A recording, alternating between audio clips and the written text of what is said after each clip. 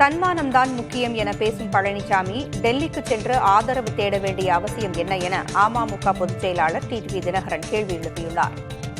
தன்னை டெல்லி சரி செய்துவிடும் என பகல் கனவு காண வேண்டாம் என்றும் தெரிவித்தார்.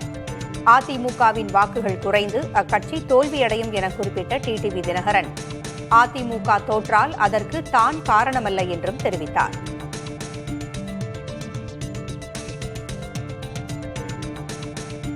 நான் யாருக்கும் பயப்பட மாட்டேன். நான் எங்களுக்கு தன்மானம் தான் முக்கியம்னு பேசுறது. இப்போ போய் டெல்லி போய் ஆதரவுக்கு தேட வேண்டிய அவசியம் என்ன? அன்றைக்கி டெல்லிக்கு போனார் மார்ச் மாதம். நான் அங்கேருந்து எங்கள் டெல்லியில் உள்ள தலைமை கழக கட்டிடத்தை பார்க்க போகிறேன்னு போயிட்டு 6 கார்கள் மாதிரி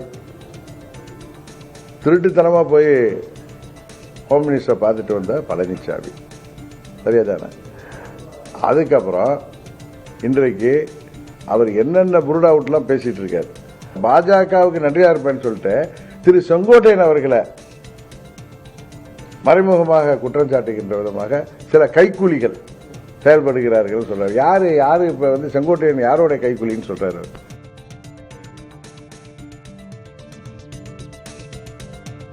அமித்ஷா அறிவிக்கும் வேட்பாளரை ஆதரிப்பேன் என்பது போல் டிடிவி தினகரன் கூறினார் என நயினார் நாகேந்திரன் தெரிவித்திருந்த நிலையில் அதனை தினகரன் மறுத்துள்ளார்.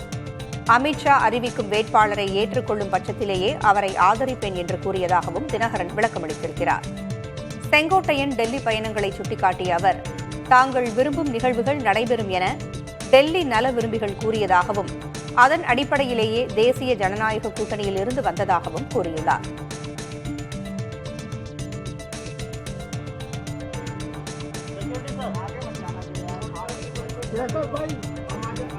மாநிலம் சார்ந்த மக்கள் பிரச்சினைகளை மத்திய அரசிடம் எடுத்துக் கூறவே டெல்லிக்கு அதிமுக பொதுச் செயலாளர் பழனிசாமி சென்றிருப்பதாக முன்னாள் அமைச்சர் ஜெயக்குமார் தெரிவித்தார். சென்னையில் சுதந்திர போராட்ட வீரர் ராமசாமி படையாச்சியாரின் பிறந்த நாளை முன்னிட்டு அவரது உருவச்சிலைக்கு மரியாதை செலுத்திவிட்டு செய்தியாளர்களிடம் பேசிய அவர் தமிழ்நாட்டில் சட்டம் ஒழுங்கு நிலைமை மோசமாக உள்ளதாக குற்றம் சாட்டியுள்ளார். டெல்லி பயணம் போறாங்கன்னா தமிழ்நாட்டில் எவ்வளோ பிரச்சனைகள் இருக்கு. தேனும் பால் ஆறா ஓடுது. மக்கள்லாம் சுபிட்சமா இருக்காங்களா? மக்கள்லாம் பார்த்தா ஆனந்தமா இருக்காங்களா? மக்கள் இன்றைக்கு சொல்ல முடியாத ஒரு துன்பத்தில் இன்றைக்கு இருக்கிறாங்க. சட்டம் ஒழுங்கு தினம் மோசம். தினந்தோறும் படுகொலைகள், தினந்தோறும் வாழ்கிற, தினந்தோறும் கண்ட பஞ்சாயத்து, காவல்துறைக்கு ஒரு பாதுகாப்பு இல்லாத ஒரு சூழ்நிலை. சட்ட ஒழுங்கு பாதிக்கப்பட்டிருக்கிறது தமிழ்நாட்டில். அது மட்டும் இல்லாமல் எண்ணற்ற வகையில் இன்றைக்கு அடிப்படை கட்டமைப்பு வசதிகள் அதே போன்று பல்வேறு வகையில் இன்றைக்கு மக்கள் பாதிப்புக்குள்ளாகும் நிலையிலாம் இன்னைக்கு அதை கூட எடுத்து சொல்ல போயிருக்காங்க மத்திய. ஜெயலலிதா மறைவிற்கு பிறகு அதிமுக ஆட்சியை பாஜக காப்பாற்றவில்லை என அமமுக பொதுச் செயலாளர் டிடிவி தினகரன் தெரிவித்திருக்கிறார்.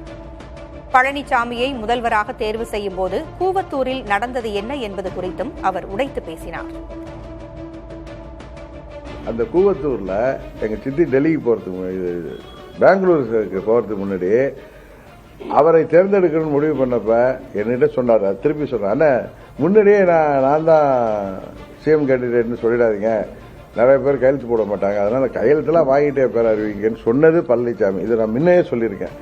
அதுக்கு பிறகு எங்க சித்தி பெங்களூர் போனதுக்கு அப்புறம் அந்த வாக்கெடுப்பு நடந்தப்ப சட்டமன்றத்தில் நம்பிக்கையில்லா தீர்மானம் வந்தப்ப 122 எம்எல்ஏக்களை எத்தனை பேர் பிச்சுக்கிட்டு போக இருந்தாங்க, அவங்களெல்லாம் யார் தடுத்து நிறுத்தியது? செம்பலையெல்லாம் தாண்டி குச்சி ஓடினார் பழனிசாமினா நாங்கள் இருக்க மாட்டோம் சொல்றேன். அப்ப அந்த வாக்கெடுப்பில் அவரை காப்பாற்றிய 122 சட்டமன்ற உறுப்பினர்கள், பன்னீர்செல்வமும் 11 சட்டமன்ற உறுப்பினர்களும் எதிராக திமுகவோடு சேர்ந்து வாக்களித்த பொழுது 122 சட்டமன்ற உறுப்பினர்கள்ல 18 பேர் தான் திருப்பி போய் மனு கொடுத்தாங்க. ஸோ அதில் பாஜக காப்பாற்றல இவரை. அது 2வது முறை இவர் என்ன நீக்கிறப்ப டெல்லி சொல்லி தான் அண்ணனை நீக்கிட்டோம் அப்படின்னு இவர்கிட்ட கூட சொல்லியிருக்காரு. இவர் போய் கேட்டிருக்காரு, எதற்கு நீங்க 122 எம்எல்ஏல ஒருத்தர் இவர் போய் எதுக்கு நீங்க துணை பொதுச்செயலாளர் எதுக்கு நீங்க எல்லாம் சேர்ந்து கட்சி விட்டு நீக்கிறீங்கன்னு கேட்டதுக்கு இல்லை டெல்லி ஆட்சி போயிடும் இவர்கிட்ட சொல்லியிருக்காரு. டெல்லி அவர் இருந்தாருன்னா ஆட்சியராக நிற்காதுன்னு சொல்றதுனால அவரை வேற வழி இல்லாம நீக்கிறோம் அப்படின்னு சொல்லியிருக்காரு. எப்படியெல்லாம் போய் பேசுறாரு பாருங்க பழனிசாமி. தஞ்சையில் நடைபெற்ற தேமுதிக பூத் கமிட்டி கூட்டத்திற்கு போதிய நபர்கள் வராததால் அக்கட்சியின் பொதுச் செயலர் பிரேமலதா விஜயகாந்த் ஆத்திரம் அடைந்தார். கூட்டத்தில் பேசிய அவர் 1000 பேர் இருக்க வேண்டிய அரங்கில் 500 பேர் அமர்ந்திருப்பதாக கூறி ஆவேசமாக பேசினார். இந்த ஒரு கேப்லயாவது நீங்க மத்த எல்லாரையும் கூப்பிட்டுருக்கலாம், வந்திருக்கலாம்.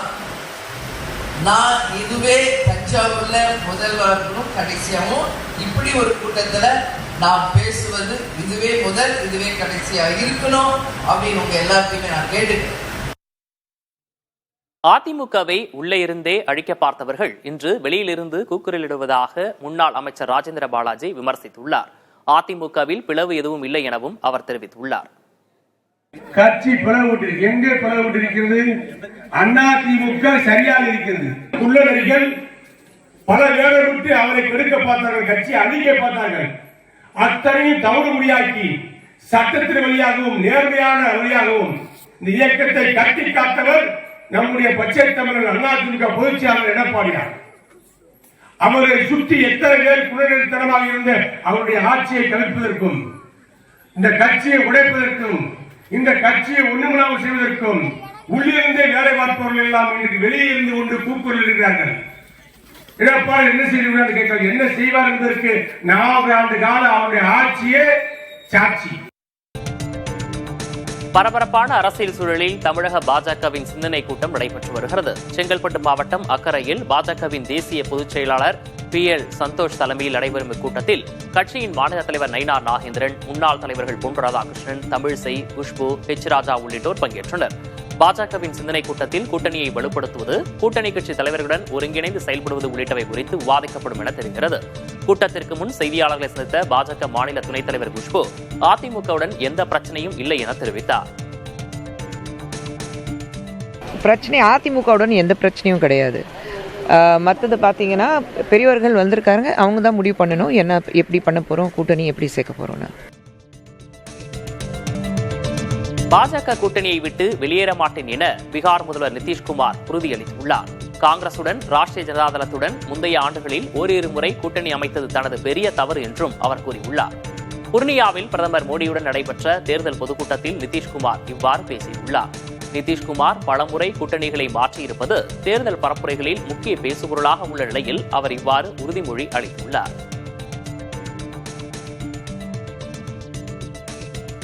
இந்தியாவில் வேலைவாய்ப்பின்மை விகிதம் தொடர்ந்து 2வது மாதமாக ஆகஸ்டில் 5.1% குறைந்திருப்பது மத்திய அரசின் ஆய்வில் தெரியவந்திருக்கிறது. கடந்த மே மற்றும் ஜூன் மாதங்களில் 5.6% இருந்த வேலைவாய்ப்பின்மை விகிதம் ஜூலையில் 5.2% குறைந்திருந்தது.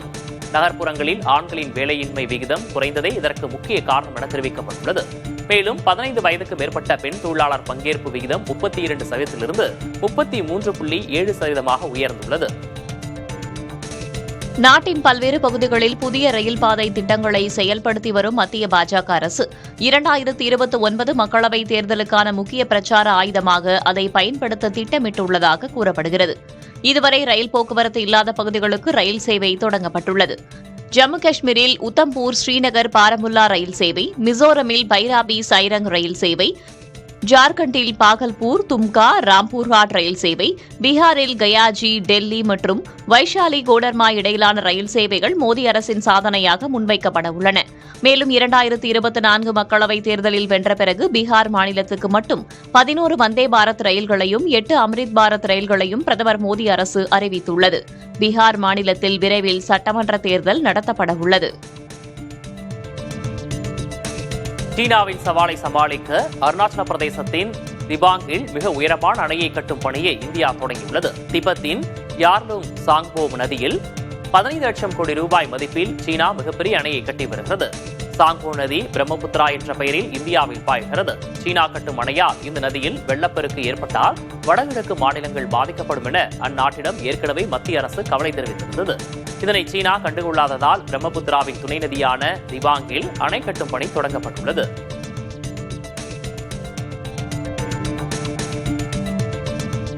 சென்னையில் நகைக்கடை உரிமையாளரை ஏமாற்றி 10.89 கோடி ரூபாய் மதிப்பிலான நகை மற்றும் பணத்தை மோசடி செய்ததாக 3 பேர் கைது செய்யப்பட்டனர்.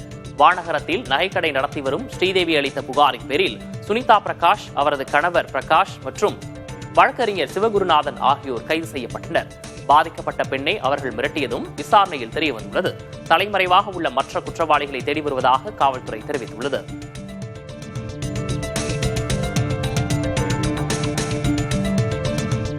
நாதல்லா சம்பத் ஜுவல்லரிக்கு சொந்தமான 163.85 கோடி ரூபாய் மதிப்புடைய 27 அசையா சொத்துக்களை அமலாக்கத்துறை மீட்டு எஸ்பிஐ வங்கியிடம் ஒப்படைத்துள்ளது. கடந்த 2018 நாதல்லா சம்பத் ஜுவல்லரி நிறுவனம் 380 கோடி ரூபாய் அளவுக்கு பல வங்கிகளில் கடன் பெற்று மோசடி செய்ததாக வழக்கு பதிவு செய்யப்பட்டது. இதன் அடிப்படையில் விசாரணை நடத்திய அமலாக்கத்துறை நாதல்லா நிறுவனத்தின் 328.44 கோடி ரூபாய் மதிப்புள்ள 37 அசையா சொத்துக்களை பறிமுதல் செய்தது. இதில் முன்னுரிமை அடிப்படையில் பறிமுதல் செய்யப்பட்டவற்றில் 27 அசையா சொத்துக்களை தங்களிடம் ஒப்படைக்க வேண்டும் என எஸ்பிஐ தரப்பில் மனு தாக்கல் செய்யப்பட்டது. இதனிடையில் சிறப்பு நீதிமன்றத்தின் உத்தரவின்படி நாதல்லாவுக்கு சொந்தமான 163.85 கோடி ரூபாய் மதிப்புள்ள 27 அசையா சொத்துக்கள் எஸ்பிஐக்கு விடுவிக்கப்பட்டது.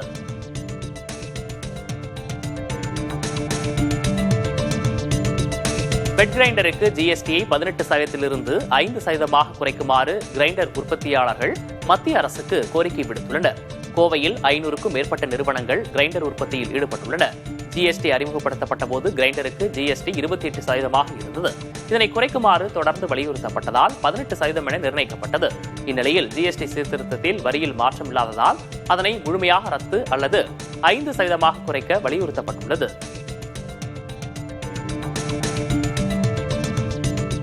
தங்கள் உயிரை துச்சமாக நினைத்து பிறந்த 2 குழந்தைகளை காக்க முயற்சிக்கும் 2 செவிலியர்களின் செயல் பலரையும் கவர்ந்துள்ளது. அசாமில் நிலநடுக்கத்தின் போது தனியார் மருத்துவமனை ஒன்றில் 2 செவிலியர்கள் பச்சிளம் குழந்தைகளை பாதுகாக்கும் வீடியோ வைரலாகியுள்ளது. மின்தடை உள்ளிட்ட பல்வேறு இடர்பாடுகள் ஏற்பட்ட போதும் அதை பொருட்படுத்தாமல் துணிந்து குழந்தைகளை காப்பாற்றினர்.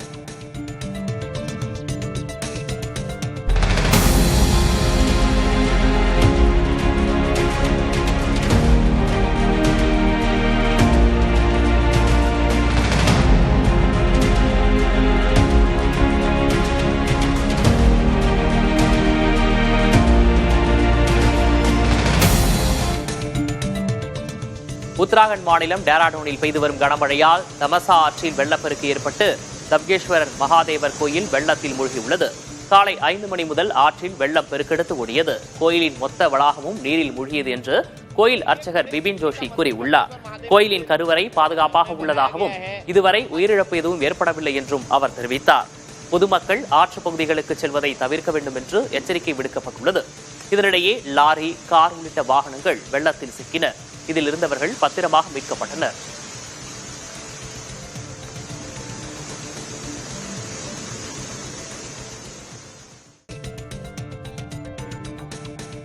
கரூரில் திமுக முப்பெரும் விழா நடைபெறும் இடத்தை அமைச்சர்கள் பார்வையிட்டனர். கரூரில் திமுக சார்பில் நாளை முப்பெரும் விழா நடைபெறுகிறது. இதில் முதல்வர் ஸ்டாலின், துணை முதல்வர் உதயநிதி ஸ்டாலின் உள்ளிட்டோர் கலந்து கொள்கின்றனர்.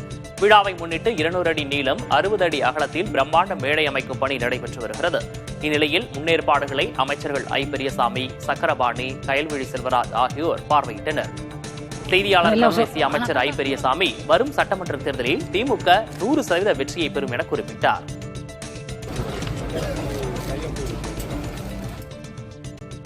நிச்சயம் நமக்கு மிகப்பெரிய வெற்றியை, வரலாற்று வெற்றி நம்முடைய கழகத்தினுடைய தலைவர், தமிழகத்தின் முதல்வர் தளபதியார் அவர்கள் உருவாக்குவார்கள் என்ற எண்ணம் எல்லா மக்களிடத்திலும் இருக்கிறது.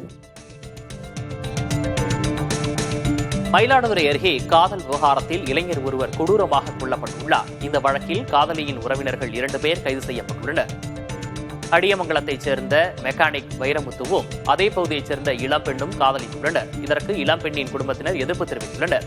பெண்ணின் தாயார் வைரமுத்து வேலை பார்க்கும் இடத்திற்கு சென்று தகராறு செய்ததால் இந்த காதல் விவகாரம் காவல் நிலையம் வரை சென்றுள்ளது.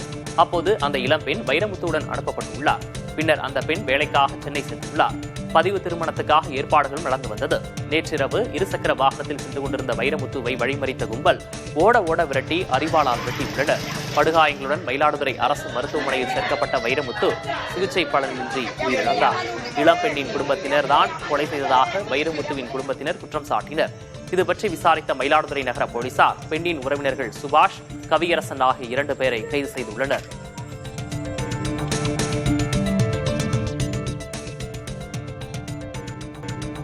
பாமகவின் தியாகராயர் நகர் அலுவலகத்துக்கு தேர்தல் ஆணையம் அனுப்பியதாக கூறப்படும் அந்த கடிதத்தில் என்ன உள்ளது என்பதை காண்போம். டெல்லியை தலைமையிடமாக கொண்டுள்ள இந்திய தேர்தல் ஆணையத்திலிருந்து செப்டம்பர் 9 என குறிப்பிடப்பட்ட கடிதம் பாமகவின் தியாகராயர் நகர் அலுவலக முகவரிக்கு அனுப்பப்பட்டுள்ளது.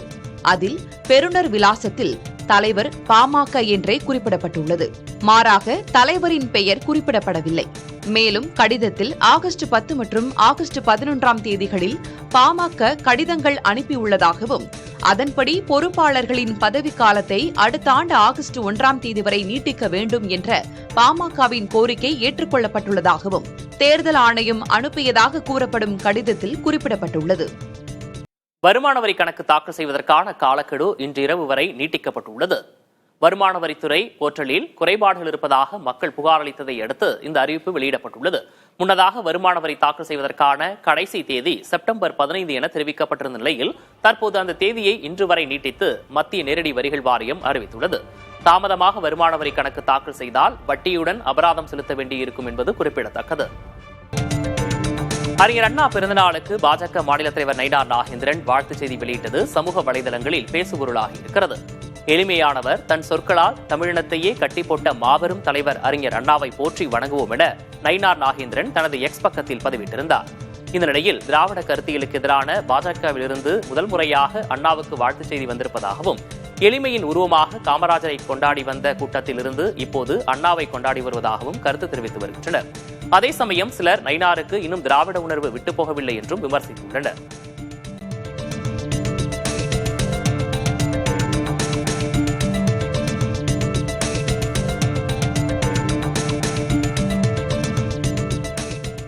அதிகாலை பெய்த கனமழையின் காரணமாக சென்னை தரமணி எம்ஜிஆர் சாலையில் மழைநீர் சாலையில் குளம் போல் தேங்கியது. மழைநீர் வடியாததால் தரமணியிலிருந்து OMR சாலைக்கு செல்லும் வாகன ஓட்டிகள் அவதியடைந்தனர். மழைநீரை விரைந்து அகற்ற வாகன ஓட்டிகள் கோரிக்கை விடுக்கின்றனர்.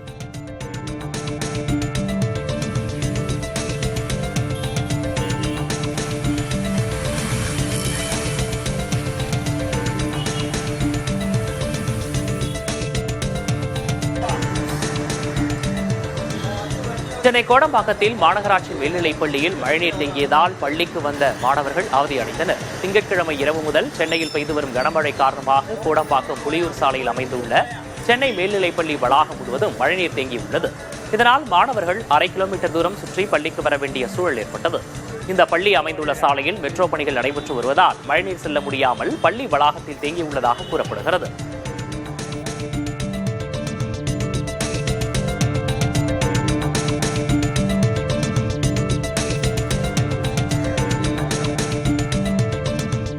கர்நாடகா அணையிலிருந்து திறக்கப்படும் நீரின் அளவு குறைக்கப்பட்டதால் காவிரி ஆற்றில் நீர்வரத்து வினாடிக்கு 10,000 கனஅடியாக சரிந்துள்ளது. தமிழக எல்லையான பிலிகுண்டுலுவுக்கு நீர்வரத்து வினாடிக்கு 16,000 கனஅடியிலிருந்து வினாடிக்கு 10,000 கனஅடியாக சரிந்துள்ளது. தொடர்ந்து நீர்வரத்து குறைந்தாலும் ஒகேனக்கல் அருவிகளில் தண்ணீர் ஆர்ப்பரித்து கொட்டுகிறது.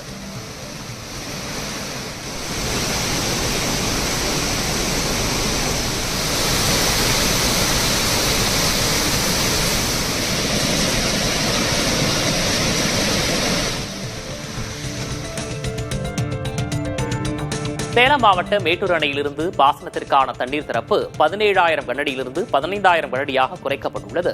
கர்நாடக அணையிலிருந்து திறக்கப்படும் நீரின் அளவு குறைக்கப்பட்டதால் மேட்டூர் அணையின் நீர்வரத்து வினாடிக்கு 18,564 கனஅடியிலிருந்து 14,269 கனஅடியாக சரிந்தது. அணையிலிருந்து பாசனத்திற்காக திறக்கப்படும் நீரின் அளவு வினாடிக்கு 15,000 கனஅடியாக குறைக்கப்பட்டுள்ளது.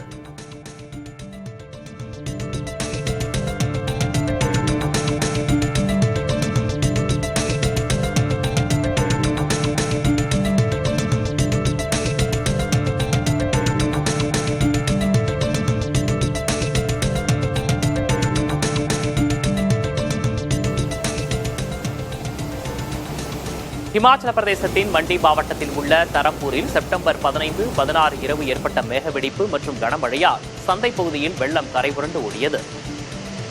பேருந்து நிலையம் வெள்ளத்தில் மூழ்கியது. வணிக நிறுவனங்களும் கடும் சேதங்களை எதிர்கொண்டன. பல வாகனங்கள் வெள்ளத்தில் அடித்துச் செல்லப்பட்டன. தொடர் கனமழை காரணமாக சோனை ஆற்றில் வெள்ளப்பெருக்கு ஏற்பட்டதால் இந்த நிலை ஏற்பட்டது.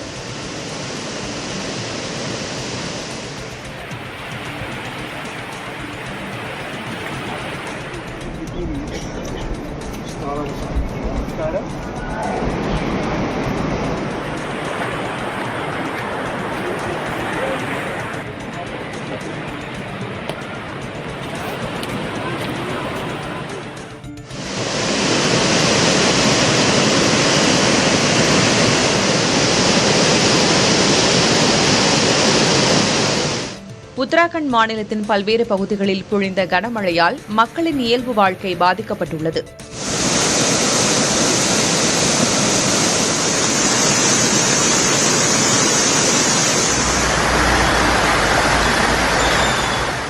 ஹரித்வார் தேசிய நெடுஞ்சாலையில் உள்ள ஃபன்வேலி மற்றும் உத்தராகண்ட் பல் மருத்துவக் கல்லூரிக்கு அருகே உள்ள பாலம் கனமழை காரணமாக சேதமடைந்துள்ளது.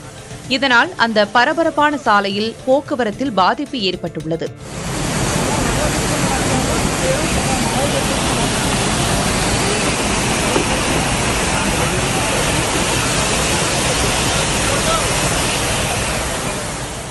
டேராடூனில் கனமழையால் தம்சா ஆற்றில் வெள்ளப்பெருக்கு ஏற்பட்டு தப்கேஸ்வர் மகாதேவர் கோயில் வெள்ளத்தில் மூழ்கியுள்ளது.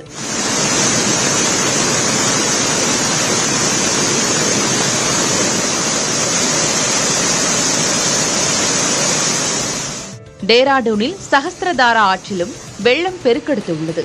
இதன் காரணமாக மண் மற்றும் குப்பைகளை சுமந்து வந்த ஆற்று வெள்ளம் முக்கிய சந்தை பகுதிக்குள் புகுந்து அங்குள்ள ஹோட்டல்கள் மற்றும் கடைகளுக்கு பெரும் சேதத்தை ஏற்படுத்தியுள்ளன. செவ்வாய்க்கிழமை காலை முதல் சந்திரபாகா ஆற்றில் வெள்ளப்பெருக்கு ஏற்பட்டு தண்ணீர் நெடுஞ்சாலையை எட்டியுள்ளது. ஆற்றில் சிக்கிய 3 நபர்களை மாநில பேரிடர் மீட்புப் படை குழுவினர் மீட்டனர். அதே சமயம் பல வாகனங்கள் இன்னும் வெள்ளத்தில் சிக்கியுள்ளன என மீட்புப் படையினர் தெரிவித்தனர். தலைநகர் மும்பை உட்பட மகாராஷ்டிராவின் பல்வேறு பகுதிகளில் திங்கட்கிழமை கனமழை கொட்டியது. திங்கட்கிழமை காலை தொடர் மழை காரணமாக மும்பையின் பல சாலைகளில் தண்ணீர் தேங்கியது. இதனால் வாகன ஓட்டிகளும் பாதசாரிகளும் அவதியடைந்தனர். பல இடங்களில் போக்குவரத்து நெரிசல் ஏற்பட்டது. அந்தேரியில் சுரங்கப்பாதை மூடப்பட்டது. ராய்கட் மாவட்டத்தின் மாதேரன் பகுதியில் 24 மணி நேரத்தில் 27 சென்டிமீட்டர் மழை பொழிந்தது.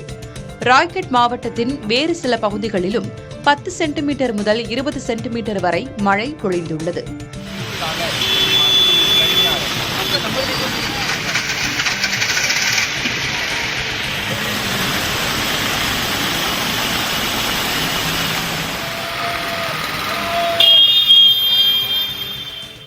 லாத்தூர், நாந்தேட் ஆகிய மாவட்டங்களின் சில பகுதிகளிலும் கனமழை பொழிந்துள்ளது. மும்பையில் செவ்வாய் மற்றும் புதன்கிழமைகளில் மழை நீடிக்கும் என்று கூறப்பட்டுள்ளது. ராய்கட் மாவட்டத்தின் மாத்தேரன் பகுதியில் 24 மணி நேரத்தில் 27 சென்டிமீட்டர் மழை பொழிந்தது. ராய்கட் மாவட்டத்தின் வேறு சில பகுதிகளிலும் 10 சென்டிமீட்டர் முதல் 20 சென்டிமீட்டர் வரை மழை பொழிந்துள்ளது. லாத்தூர், நாந்தேட் ஆகிய மாவட்டங்களின் சில பகுதிகளிலும் கனமழை பொழிந்துள்ளது. மும்பையில் செவ்வாய் மற்றும் புதன்கிழமைகளில் மழை நீடிக்கும் என்று கூறப்பட்டுள்ளது. ராய்கட் மாவட்டத்துக்கு அதி கனமழைக்கான சிவப்பு எச்சரிக்கை விடுக்கப்பட்டிருக்கிறது. மராத்வாடா, கொன்கன், மத்திய மகாராஷ்டிரா, விதர்பா ஆகிய பகுதிகளில் செவ்வாய்க்கிழமை கனமழை முதல் மிக கனமழை பொழிய வாய்ப்புள்ளது என்று இந்திய வானிலை ஆய்வு மையம் தெரிவித்திருக்கிறது. சென்னையில் தொடர் ஏற்றத்தில் விற்கப்படும் தங்கம் விலை இன்று சவரனுக்கு 560 ரூபாய் விலை அதிகரித்துள்ளது. இன்று காலை நிலவரப்படி 22 கேரட் ஆபரண தங்கம் கிராமிற்கு 70 ரூபாய் விலை உயர்ந்து 10,280 ரூபாய்க்கும், ஒரு சவரன் 560 ரூபாய் விலை அதிகரித்து 82,240 ரூபாய்க்கும் விற்பனை செய்யப்படுகிறது. வெள்ளி புதிய உச்சமாக 1 கிராம் 144 ரூபாய்க்கும், 1 கிலோ 1,44,000 ரூபாய்க்கும் விற்பனையாகிறது.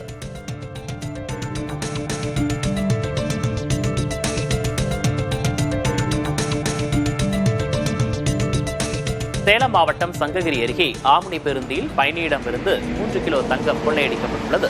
24 பயணிகளுடன் கோவையிலிருந்து பாண்டிச்சேரி சென்ற சொகுசு பேருந்தில் சங்கர் என்ற நகைப்பட்டறை ஊழியர் பயணம் செய்துள்ளார். சங்ககிரி அருகே வைகுண்டம் சுங்கச்சாவடி அருகே தேநீர் குடிப்பதற்காக பேருந்தை நிறுத்திய போது சங்கர் வைத்திருந்த 3 கிலோ தங்கம் காணாமல் போயுள்ளது. இதுகுறித்து தகவல் அறிந்த போலீசார் சந்தேகத்தின் அடிப்படையில் பேருந்திலிருந்து இறங்கிய விஜய் பாபுவை தேடி வருகின்றனர்.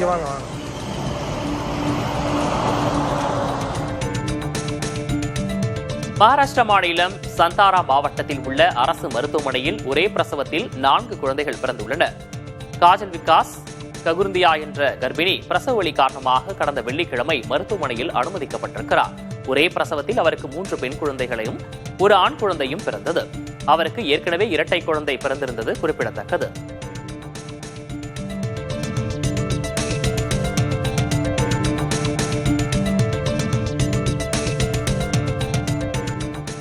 வடகிழக்கு கிரீன்லாந்தில் நேட்டோ படைகளின் ஆர்டிக் லைட் 2025 கூட்டுப் பயிற்சி தற்போது நடைபெற்று வருகிறது. டென்மார்க், நார்வே, ஸ்வீடன், பிரான்ஸ் மற்றும் ஜெர்மனி ஆகிய நாடுகளைச் சேர்ந்த சுமார் 550 வீரர்கள் இதில் பங்கேற்றுள்ளனர். 10 நாட்கள் நடைபெறும் இந்த ராணுவ பயிற்சியில் டென்மார்க்கின் HDMS நீல்ஸ் ஜுயல் கப்பல், F-16 ரக போர் விமானங்கள், ஹெலிகாப்டர்கள் ஈடுபடுத்தப்பட்டுள்ளன. அமெரிக்க அதிபர் டொனால்டு டிரம்ப் கிரீன்லாந்தை கைப்பற்ற விரும்புவதாக தெரிவித்த நிலையில் இந்த பயிற்சி முக்கியத்துவம் பெற்றுள்ளது. திருப்பதி மலையில் விடிய விடிய கனமழை கொட்டி தீர்த்தது. தாழ்வான பகுதிகளில் வெள்ளம் பெருக்கெடுத்து ஓடியது. கனமழை காரணமாக பக்தர்கள் ஓரிடத்திலிருந்து மற்றொரு இடத்திற்கு செல்வதில் சிரமம் ஏற்பட்டது. 2 நாட்களுக்கு மழை நீடிக்க வாய்ப்பிருப்பதால் முன்னெச்சரிக்கை நடவடிக்கைகளை தேவஸ்தான நிர்வாகம் செய்து வருகிறது.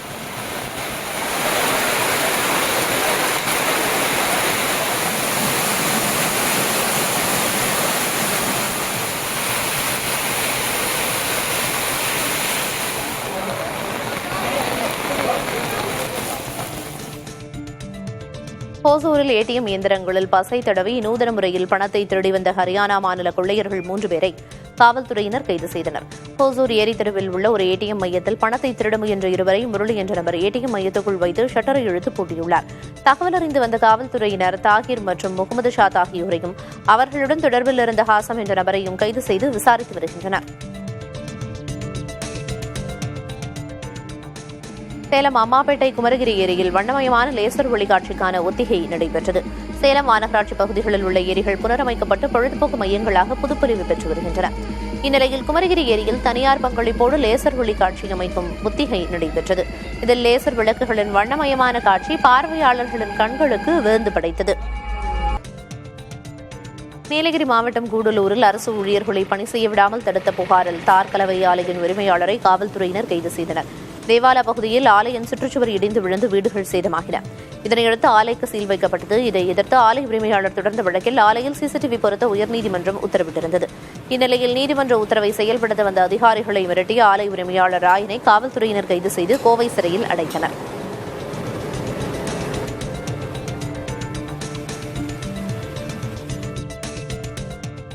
ஸ்ரீவில்லிபுத்தூர் மேகமலை புலிகள் காப்பக துணை இயக்குநர் அலுவலகம் முன்பாக 100க்கும் மேற்பட்ட வேட்டை தடுப்பு காவலர்கள் முற்றுகை போராட்டத்தில் ஈடுபட்டனர்.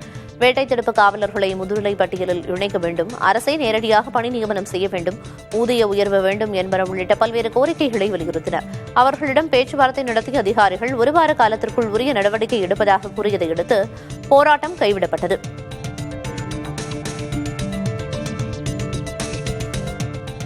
தேனி மாவட்டம் ஆண்டிப்பட்டி அருகே குடிநீர் கேட்டு காலி குடங்களோடு கிராம மக்கள் சாலை மறியலில் ஈடுபட்டனர்.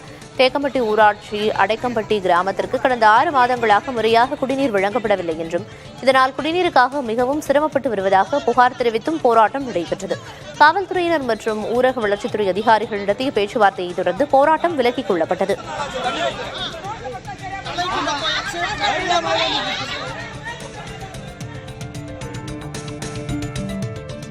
நாகை அருகே அரசு பேருந்தை சிறைப்பிடித்து இந்திய கம்யூனிஸ்ட் கட்சியினர் கிராம மக்கள் சாலை மறியலில் ஈடுபட்டனர். தலையாமழை கிராமத்திற்கு நாள்தோறும் தடையின்றி குடிநீர் வழங்க வேண்டும், அனைவருக்கும் 100 நாள் வேலை திட்டத்தில் வேலை வழங்க வேண்டும் என்பன உள்ளிட்ட கோரிக்கைகளை வலியுறுத்தி காலி குடங்களோடு மக்கள் போராட்டம் நடைபெற்றது. கீழ்வேளூர் வட்டாட்சியர் கவிதாஸ் மற்றும் காவல்துறையினர் நடத்திய பேச்சுவார்த்தையை தொடர்ந்து சாலை மறியல் விலக்கிக் கொள்ளப்பட்டது.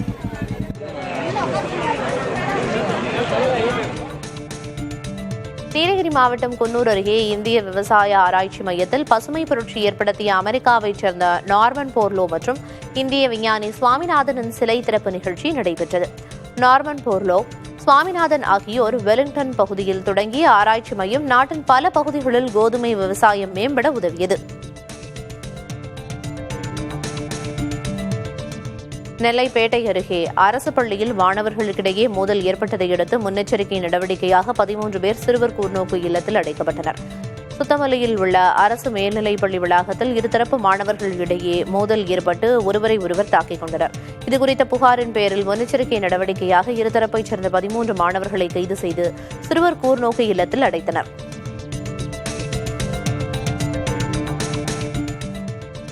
தேனி மாவட்ட ஆட்சியர் அலுவலகம் முன்பு மாற்றுத்திறனாளிகள் ஆர்ப்பாட்டம் செய்தனர். சின்னமனூர் அருகே காமாட்சிபுரத்தில் நடந்த உங்களுடன் ஸ்டாலின் முகாமில் தேவையான அடிப்படை வசதிகள் செய்து கொடுக்கப்படாததால் மாற்றுத்திறனாளிகள் சிரமமடைந்ததாக புகார் தெரிவித்து ஆர்ப்பாட்டம் நடந்தது.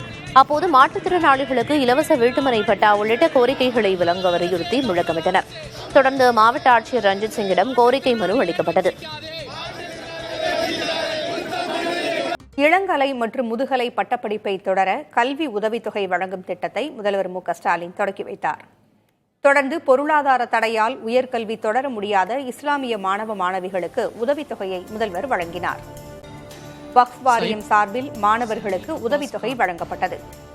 தொடர்ந்து சிறு குறு மற்றும் நடுத்தர தொழில் நிறுவனங்கள் துறையின் சார்பில் 67 கோடியே 34 லட்சம் ரூபாய் மதிப்பீட்டில் கட்டப்பட்டுள்ள 4 புதிய தொழிற்பேட்டைகள், தனியார் தொழிற்பேட்டைகள், கழிவுநீர் சுத்திகரிப்பு நிலையம் ஆகியவற்றையும் திறந்து வைத்தார். மேலும் தமிழ்நாட்டில் கைவினை தொழிலுக்காகவே தங்கள் வாழ்க்கையை அர்ப்பணித்துக் கொண்ட 65 வயதிற்கு மேற்பட்ட சிறந்த 7 கைவினை கலைஞர்களுக்கு வாழும் கைவினை பொக்கிஷம் என்ற விருதையும், கைத்தறி தொழிலின் பங்களிப்பு மற்றும் படைப்புகள் ஆகியவற்றில் சிறந்து விளங்கிய 10 கைவினை கலைஞர்களுக்கு பூம்புகார் மாநில விருதையும் முதல்வர் ஸ்டாலின் வழங்கினார். நீர்மூழ்கி கப்பல்களை அழிக்கக்கூடிய புதிய கப்பல் இந்திய கடற்படையில் சேர்க்கப்பட்டுள்ளது. அந்த்ரோத் என்ற பெயர் கொண்ட 8 கப்பல்கள் இந்தியாவிலேயே தயாரிக்கப்பட உள்ளன. இதில் 2வது கப்பல் தயாரிக்கப்பட்டு கடற்படையில் சேர்க்கப்பட்டுள்ளது. இந்திய கடற்பகுதியில் சீனாவின் கப்பல்கள் அதிகரித்து வரும் நிலையில் இக்கப்பல்களை இந்தியா தயாரித்து வருகிறது. 77 மீட்டர் நீளம் உள்ள இக்கப்பல்கள் கடலுக்குள் பாய்ந்து நீர்மூழ்கி கப்பல்களை அழிக்கக்கூடிய ஏவுகணைகளை சுமந்து செல்லும். இந்த கப்பல் இந்தியாவின் சுயசார்பு திறன் அதிகரிப்பை உலகிற்கு அறிவிக்கும் மற்றும் ஒரு உதாரணம் என இந்திய கடற்படை தெரிவித்துள்ளது. கொல்கத்தாவில் உள்ள கார்டன் ரீச் ஷிப் பில்டர்ஸ் என்ற நிறுவனம் இதை தெரிவித்துள்ளது. அதிமுக ஒன்றிணைய வேண்டும் என விரும்பும் நிர்வாகிகளும் தொண்டர்களும் அதை டெல்லி செய்துவிடும் என நினைத்து தூங்கிவிடக் கூடாது என்று அமமுக பொதுச்செயலர் டிடிவி தினகரன் தெரிவித்திருக்கிறார். தஞ்சை மாவட்டம் பாபநாசத்தில் செய்தியாளர்களிடம் பேசிய அவர் இவ்வாறு கூறினார். அங்கு உள்ளவர்கள் தொண்டர்களும் நிர்வாகிகளும் எல்லாம் ஒன்றிணைய வேண்டும் என்கிற எண்ணம் உடையவர்கள் நாங்கள் அதை வரவேற்கிறோம். ஆனால் எதை செய்ய வேண்டுமோ அதை செய்யாமல் தூங்கிக் கொண்டு டெல்லி செய்துவிடும் என்று இவர்கள் மல்லாக்கப்படுத்திக் கொண்டிருந்தால் அது நடக்காது. அங்கு உள்ள நிர்வாகிகளும் தொண்டர்களும் யோசித்து செயல்பட்டால்தான், யார் துரோகத்தின் உச்சகட்டமோ அதை முதல்வர் வேட்பாளராக அறிவிக்க மாட்டோம் என்று துணிந்து முடிவெடுத்தால் வேண்டுமானால் அந்த இயக்கம் மறுபடியும் வளர்ச்சி அடைவதற்கு வாய்ப்பு இருக்கிறது என்பதுதான் உண்மை. நாங்கள் என்ன ஒன்றும் முதல்வர் வேட்பாளராக களமிருக்குன்னு கேட்கல. பழனிசாமி வேட்பாளராக இருக்கும் பட்சத்தில் நாங்கள் அந்த கூட்டணியில் தொடர முடியாது. திமுக ஆட்சி அகற்றப்பட வேண்டும் என்பதே தங்கள் எண்ணம் என தமிழக பாஜக தலைவர் நயினார் நாகேந்திரன் தெரிவித்துள்ளார். மதுரையில் செய்தியாளர்களிடம் பேசிய அவர், முதல்வர் வேட்பாளராக அமித்ஷா யாரை கூறினாலும் அவருக்கு ஆதரவாக பரப்புரை செய்ய தயார் என டிடிவி தினகரன் முன்பு கூறியதாகவும், தற்போது பழனிசாமியை ஏற்க முடியாது என அவர் கூறுவதாகவும் குறிப்பிட்டார். இனி டிடிவி தினகரன் என்ன சொல்வார் என்பதை பொறுத்திருந்துதான் பார்க்க வேண்டும் என்றும் நயினார் நாகேந்திரன் குறிப்பிட்டார். திரு தினகரன் அவர்கள் ஏற்கனவே உள்துறை அமைச்சர் அமித்ஷா அவர்கள் யாரை முதலமைச்சராக சொல்கிறாரோ நாங்கள் பிரச்சாரம் பண்ண தயாருங்கிற மாதிரி சொல்லியிருக்காங்க. இப்போ இதை சொல்லியிருக்கிறாங்க. அடுத்தால் எப்படி சொல்றாங்கன்னு பார்க்கலாம். 2026 தேர்தலில் திராவிட முன்னேற்ற கழகம் ஆட்சியிலிருந்து அகற்றப்பட வேண்டும். 2029 பெரும்பான்மையான நாடாளுமன்ற உறுப்பினர்கள் பாரதிய ஜனதா கட்சியில் வர வேண்டும். நம்முடைய தேசிய ஜனநாயக கட்சி கூட்டணிக்கும் வர வேண்டும்.